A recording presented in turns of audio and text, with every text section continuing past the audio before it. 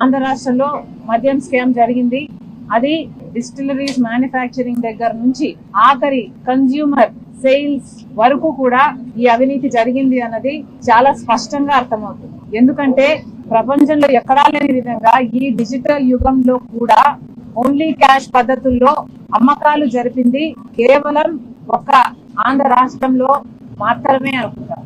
ఇంత black money ఉండకూడదు, white మనీలోనే అన్ని ట్రాన్సాక్షన్స్ జరగాలి అని ఇంత ఎక్కువగా ప్రాపగేట్ చేస్తున్న ఈ యుగంలో కూడా డిజిటల్ పేమెంట్స్ వీల్లేదు, డెబిట్ కార్డులు, క్రెడిట్ కార్డులు, పేటిఎంలు లాంటివి వీల్లేదు, ఓన్లీ క్యాష్ పద్ధతుల్లోనే మద్యం అమ్ముతాము అని ఒక ప్రభుత్వమే దీన్ని ఎంకరేజ్ చేసింది అంటే ఇది ప్రపంచంలో ఎక్కడా జరిగింది. కాబట్టి ఇది ఒక ఆర్థిక నేరం.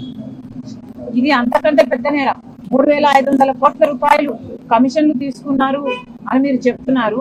కానీ అంతకంటే పెద్ద నేరం ఏమిటంటే ఓన్లీ క్యాష్ పద్ధతుల్లో మద్యం అమ్మకాలు జరిగాయి అంటే నాన్ డ్యూటీ పేడ్ లిక్కర్ కోసమే ఇదంతా జరిగింది. అంటే డ్యూటీని ఎగ్గొట్టడానికి నాన్ డ్యూటీ పేడ్ లిక్కర్ ని ప్రోత్సహిస్తేనే వాళ్ళకు ముడుపులు వస్తాయి. కాబట్టి క్యాష్ పద్ధతుల్లో ట్రాన్సాక్షన్ జరగాలి అన్న మాట చాలా స్పష్టంగా కనిపిస్తుంది. కాబట్టి ఎంక్వైరీ జరగాలి అంటే దాని మీద జరగాలి.